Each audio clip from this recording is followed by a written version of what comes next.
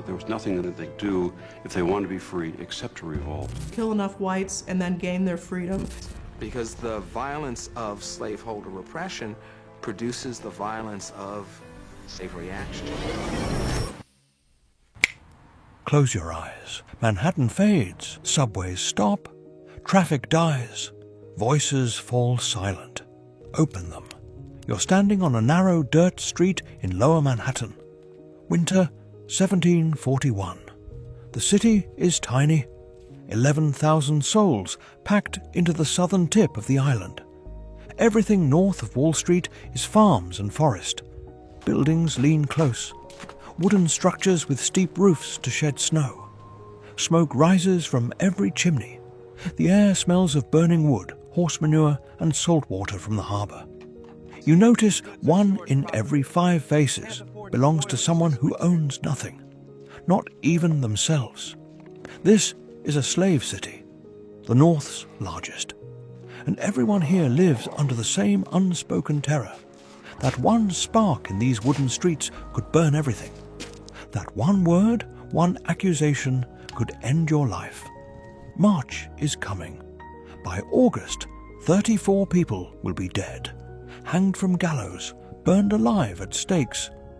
Was there really a conspiracy to destroy New York? Or did paranoia create monsters where none existed? This is New York's witch hunt, and it starts with smoke.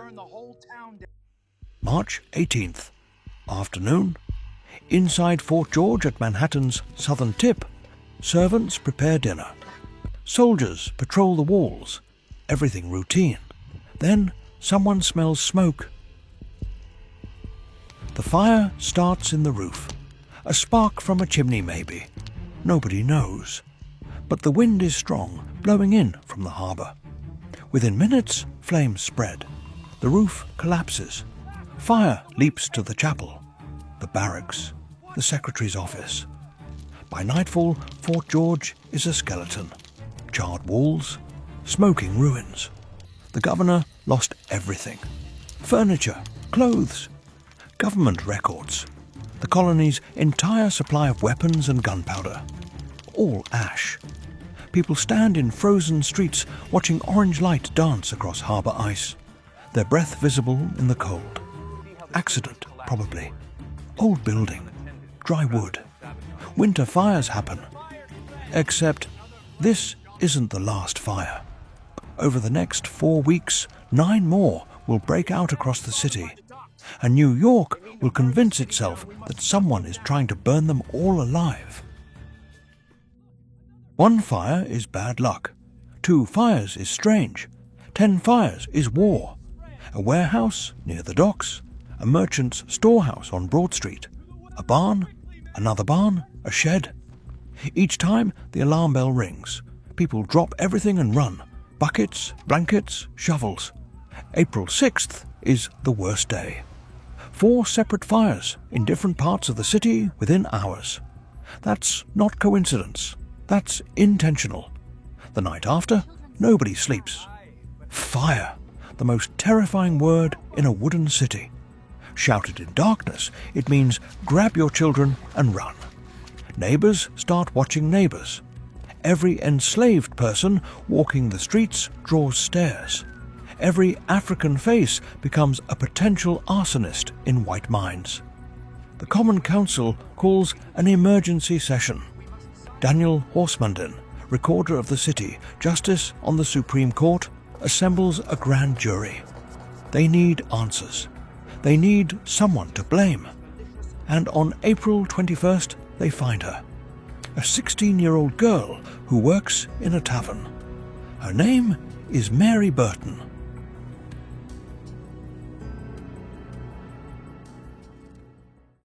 Mary Burton is 16 years old. An indentured servant, basically a slave with a contract that expires in a few years. She works for John Hewson, who runs a tavern near Trinity Church, the kind of place where enslaved people gather on Sundays, where sailors drink cheap rum, where nobody asks too many questions. When the court summons her, she refuses to come. A constable drags her in. Horsemanden notes she appears under some great uneasiness or terrible apprehensions. She's terrified. They ask about the fires. Nothing. They ask about stolen goods fenced through the tavern. She admits she's seen enslaved people bringing silver candlesticks, fancy cloth. Horsemanden pushes harder. Answer or join the slaves in the dungeon. Maybe burn with them. But tell us what we need, and we'll free you from your indenture, give you money, freedom, or prison. Finally, she breaks. She says she overheard slaves at Hewson's tavern talking about burning the fort, burning the whole city, killing white people, taking over New York and making it theirs. The courtroom goes dead silent. Mary Burton just gave them their conspiracy. John Hewson's tavern sits in the shadow of Trinity Church. Inside, on Sundays and holidays, enslaved Africans gather, one of the few places they can. They pool money, buy real meals. They drink, play cards, dance to fiddle music. Some nights, they draw a chalk circle on the floor and swear oaths inside it. Ceremonies that echo West African Akan traditions. For people who own nothing, who are owned, this tavern is a rare pocket of something like freedom. But according to Mary Burton, it's also where the conspiracy was born. She names names: John Hewson and his wife, Sarah. Peggy Carey, a prostitute they call the Newfoundland Beauty. And enslaved men, Caesar, Prince, Cuffy, Quack. She says they met here, planned here, that Hewson promised them freedom if they'd burn the city. Is she telling the truth? Or is she a scared teenager saying whatever keeps her out of the dungeon? The grand jury believes her. Warrants are issued immediately. Caesar and Prince arrested first, then the Hewsons, then Peggy, then more enslaved people. The arrests spread like the fires did, and once they start, nobody can stop them. Wait, what have I done? May 2nd. Caesar and Prince stand trial for burglary. Guilty. Sentenced to death. The next day, 7 barns catch fire across the city. A mob grabs 2 black men found near the flames. No trial. No judge. They burn both men at the stake in the street. The smell of burning flesh drifts across the city. In the dungeon below City Hall, enslaved people wait in darkness, chained. Horsemanden visits them daily. Confess. Name others. Maybe you'll live. Stay silent and you burn. Death or betrayal. Most choose betrayal. May 11th. Caesar and Prince are hanged. They never confessed. Never named anyone. They died maintaining their innocence. Their bodies are left hanging as warnings. But their deaths don't slow the trials. They accelerate them. Confessions pour in. Every confession names new conspirators. The machine feeds itself. June 12th. John and Sarah Hewson and Peggy Carey are hanged. Their bodies aren't buried. They're gibbeted. Hung in iron cages along the road into the city, left to rot as warnings. The smell is unbearable.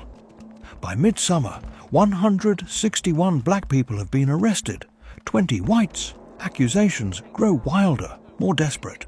Then a white schoolteacher named John Uri is arrested. They say he's a secret Catholic priest offering religious absolution to slaves who agree to burn Protestant New York. Being Catholic is nearly as dangerous as being black in this courtroom. The web keeps spreading. Merchants, church elders, names that matter. That's when people start questioning. Because if everyone is guilty, maybe no one is. Some judges grow uncomfortable. Citizens whisper doubts. The fever begins breaking, but slowly, only after the blood has been spilled. August 29th, John Uri is led to the gallows. He prays. forgives his accusers, maintains his innocence to the end. He is the last person New York will execute for the conspiracy. The math is brutal. 17 black men burned at the stake, 13 more hanged, 2 white men hanged, 2 white women hanged, 70 enslaved people deported to brutal Caribbean plantations. A slow death sentence. The city tries to return to normal, but normal is gone. September 2nd, 1742. More than a year after she first testified, the Common Council pays Mary Burton her reward, £81, a fortune more than most labourers see in 5 years, enough to buy her freedom and start a new life. She takes the money and vanishes. No marriage record, no death record, no property transactions, no trace of Mary Burton in colonial records after that payment. The girl whose words killed 34 people simply disappears from history. Did she feel guilt? Did she know what she'd unleashed? What we know is this. Her testimony was inconsistent. She changed details between court appearances, added names when judges pressed her. Physical evidence of an actual conspiracy? Almost none. Some stolen goods, a few overheard conversations, no written plans, no weapons cache, no coordinated attack that ever happened. Just fires, some likely accidental, and the words of a frightened teenage girl. Salem had witches. New York had conspirators. Both were monsters created by fear. Both were likely innocent. New York moved on from 1741. The city grew, spread north, became the commercial heart of a new nation. Millions walked those streets without knowing what happened there. But the questions never left. Was there a real conspiracy? Some scholars believe a small group did plan something. Not the citywide apocalypse Horsemandan imagined, but resistance. A fire to create chaos. A chance to escape north. Others see only hysteria. A colonial witch hunt fueled by racism, class resentment, and political ambition. The truth likely lives somewhere between. What's undeniable is this. The trials exposed how fragile colonial society was, how violence simmered beneath the surface, how a city built on slavery lived in perpetual terror of the people it enslaved. And if enslaved people did plan rebellion, can you even call it conspiracy? Or is it resistance? New York, 1741, doesn't offer easy answers. It offers a mirror. It shows what happens when fear outweighs evidence, when power decides truth, when some lives are valued less than others. The fires Horsemandan claim to fight are long extinguished, the bodies long buried or lost. But the questions burn on. And maybe that's the real conspiracy, that we still don't know. Which forgotten mystery should we uncover next? Comment below and subscribe for more lost history.